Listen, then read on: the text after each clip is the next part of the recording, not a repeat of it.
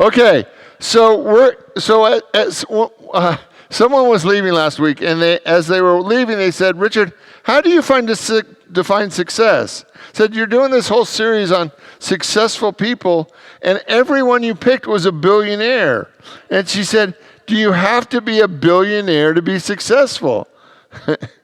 and there's times when I do say the right thing.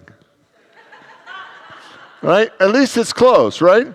And I said, no, I think the true definition of success is happiness.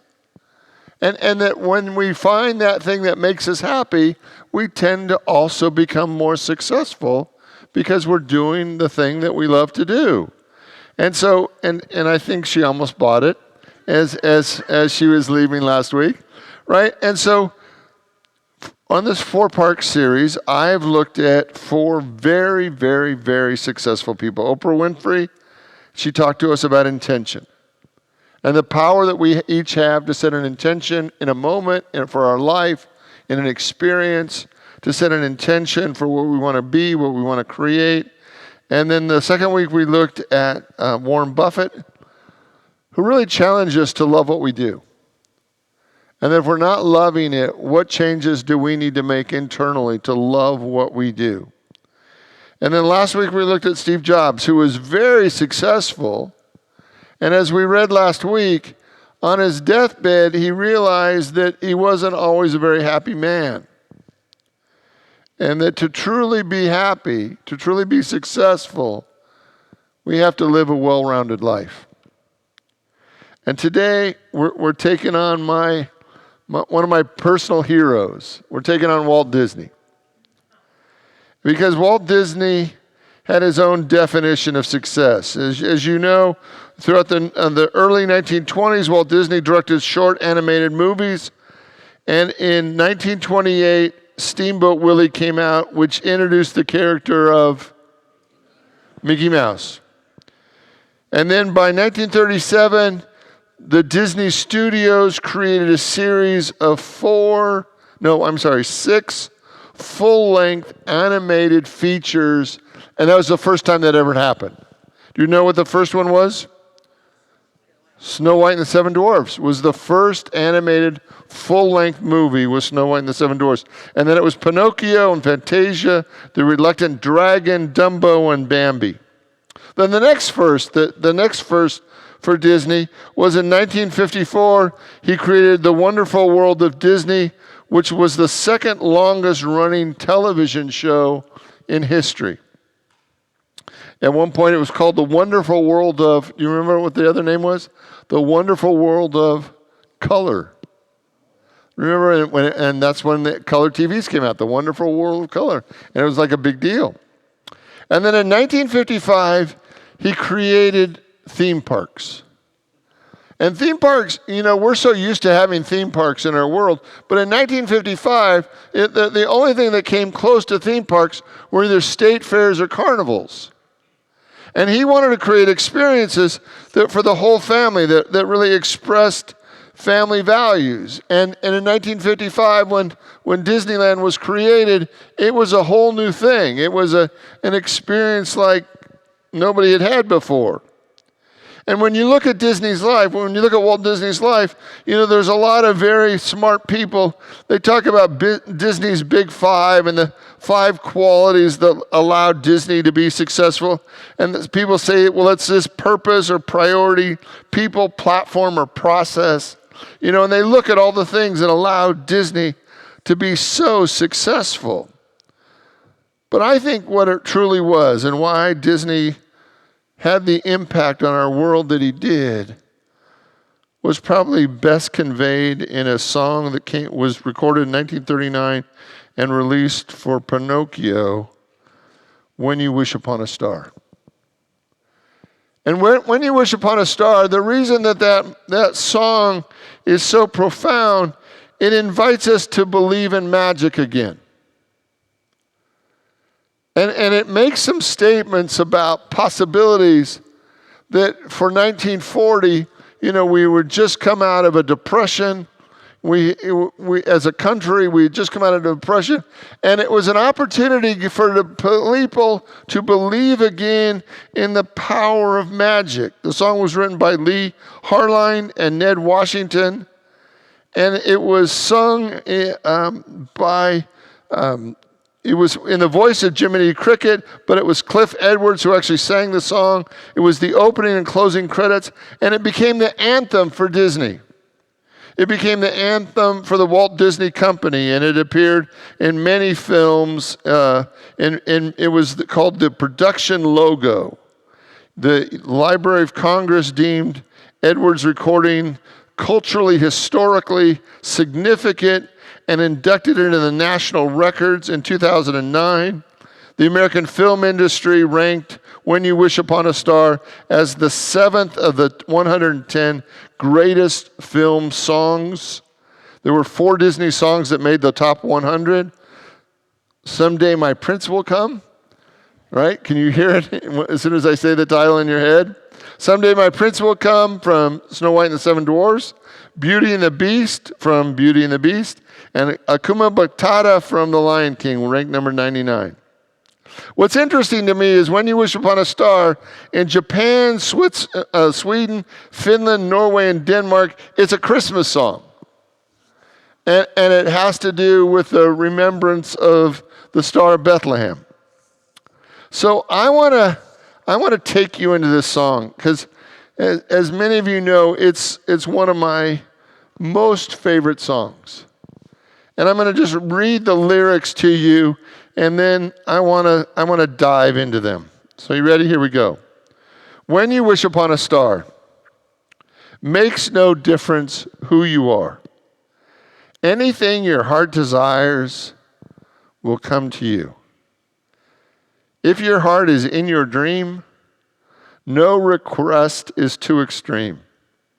When you wish upon a star, as dreamers do, fate is kind. She brings to those who love the sweet fulfillment of their secret longing. Like a bolt out of the blue, fate steps in and sees you through. When you wish upon a star, your dreams come true. Now, we think of that song and we think, well, it's kind of cute, it's kind of childish, but I'm going to suggest tonight that it is spiritually 100% accurate. It is high spiritual teaching. It is. It is absolutely incredible. It is, in my way of thinking, the gospel of Disney. Because in this song is this invitation to live in a world that is greater than many of us knew. And that is the essence of truly all spiritual teachings, is to acknowledge the world that we live in, but to be willing to wish, to hope, to work, to dream, to envision a world that is greater than that. And all great teachers, all great leaders invite us to do that, to rise up to a higher level. So when you wish upon a star, invites us to look above and beyond our current life experience. In many ways, for me anyway, it reminds me of the Lord's Prayer, on earth as it is in heaven.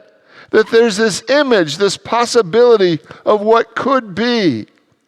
And if we just keep our eyes focused on what is, we never see the true possibilities that lie when we look and take our vision higher and lift our vision to the possibilities that are above the mundane. It is a statement of faith. When you wish upon a star, and then the very next line is clear that it includes us all.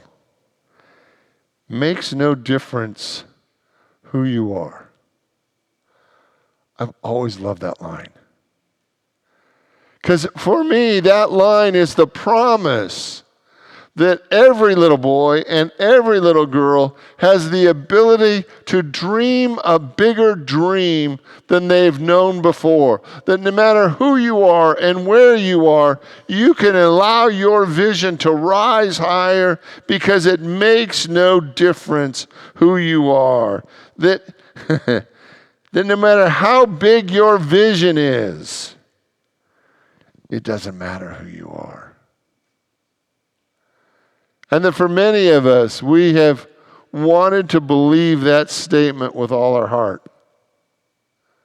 That it didn't matter where we came from, or how much money our family had, or who we are, we could actually, it makes no difference who you are. That life, that God would take us seriously, and that we could dream big dreams. Anything your heart desires. And that promise, that was a promise that was made to each and every one of us in the song. Anything your heart desires, like anything your heart desires. It was a promise. And if we had faith enough to believe in the promise, that we could see amazing things happen in our life. Jesus taught us that with God, all things are possible. If you have faith as a grain of mustard seed, he said, you will say to this mountain, move from here to there, and it will be done.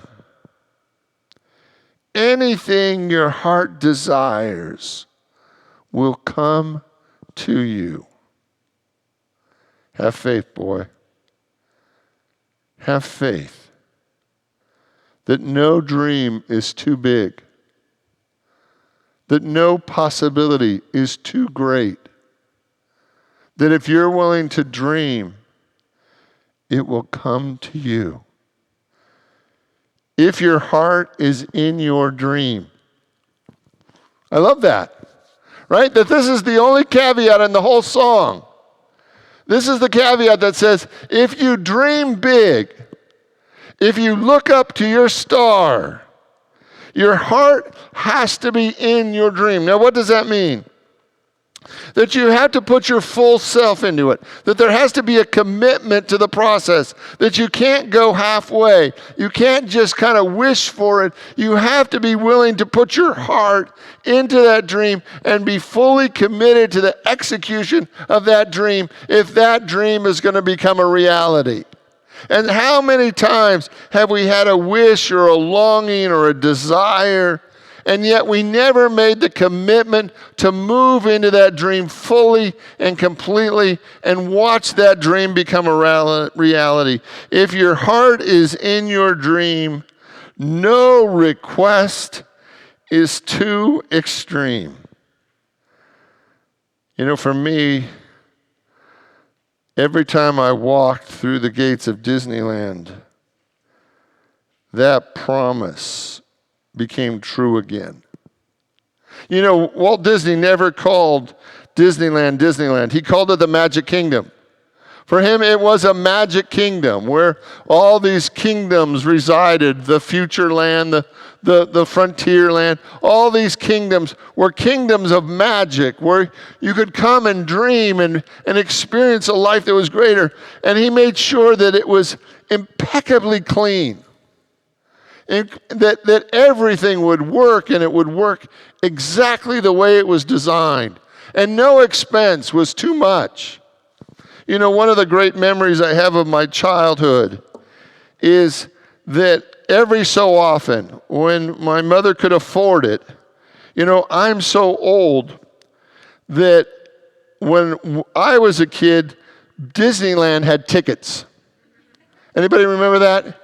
You had E tickets, you had D tickets, C tickets, B tickets, A tickets. I grew up a mile from Disneyland. I grew up a mile from Disneyland and a mile from Robert Schuller. It either defines you or messes with you, right? Right? That possibility of what was, right?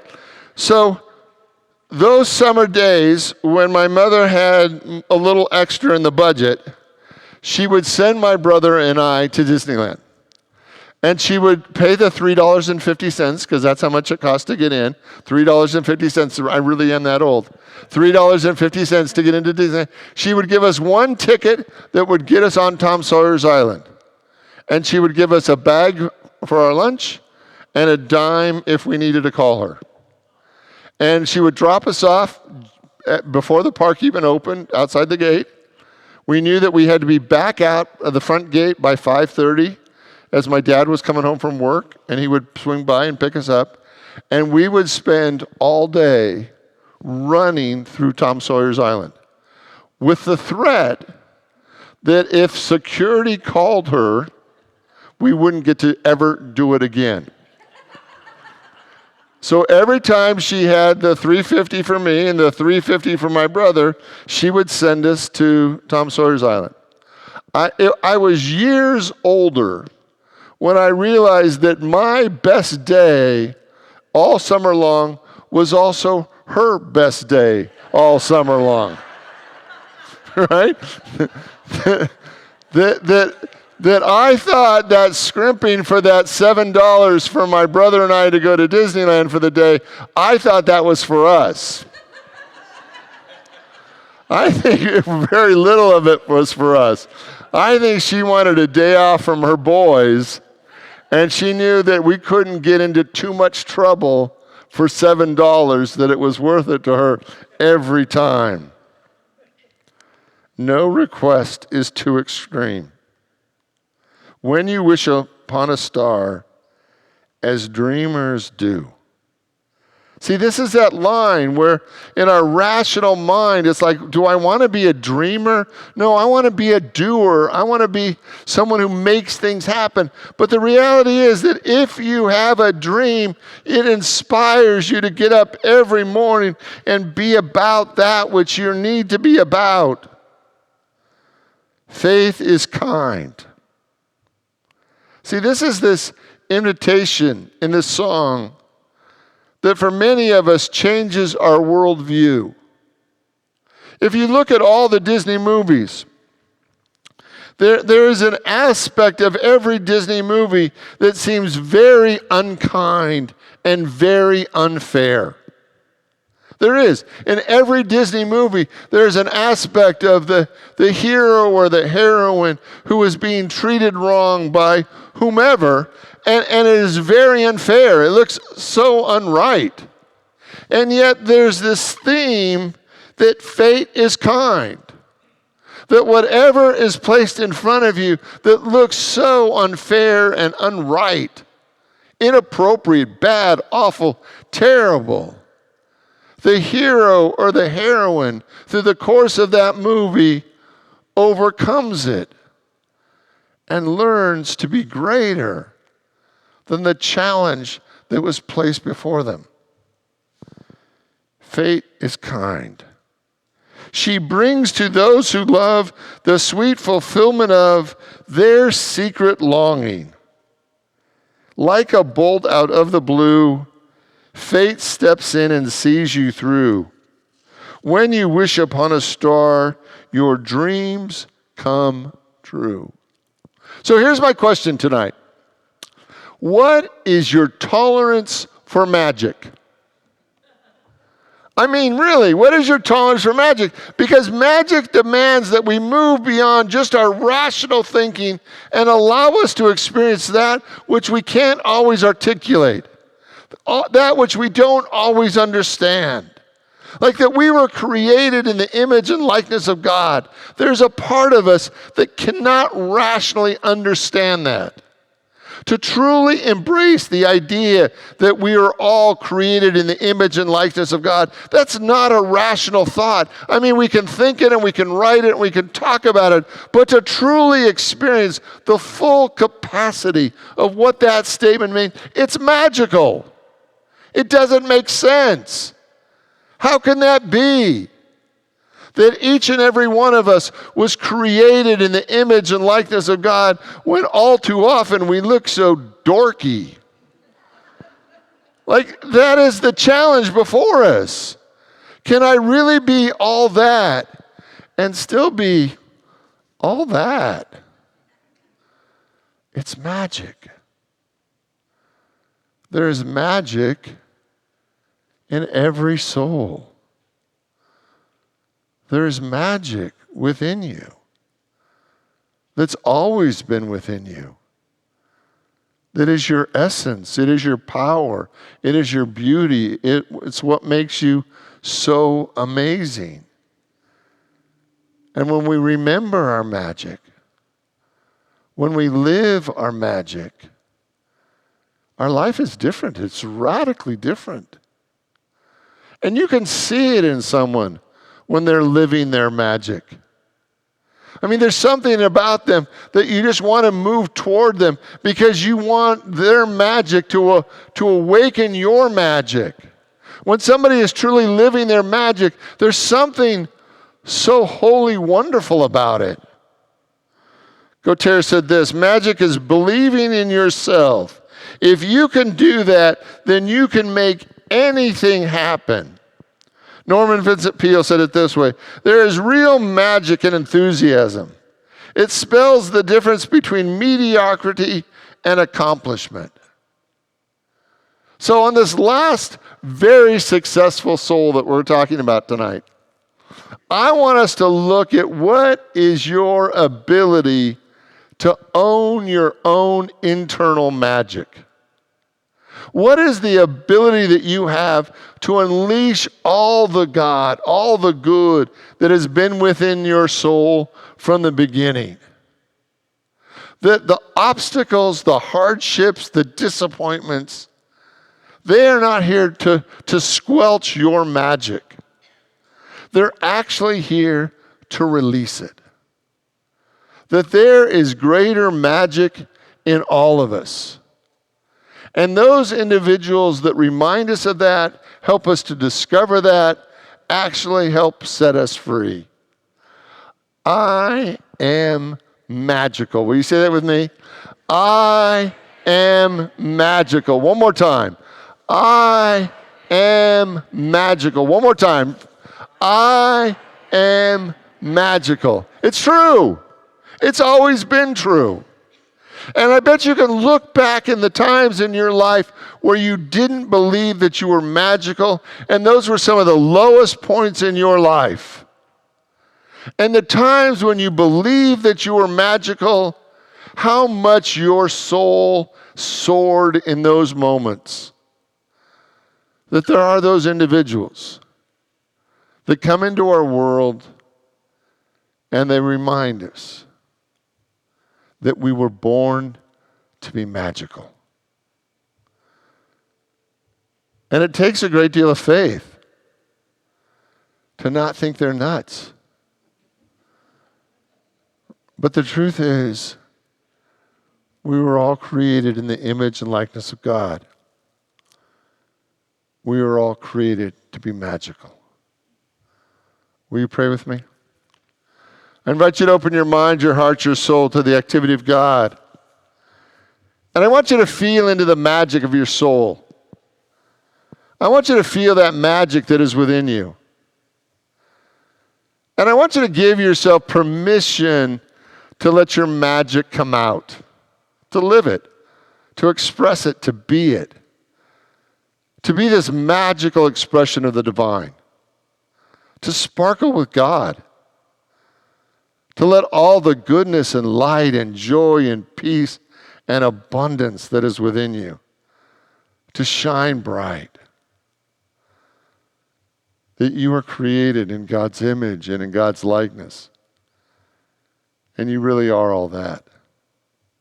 So in the name and through the power of the living Christ, we give thanks, and so it is. Amen.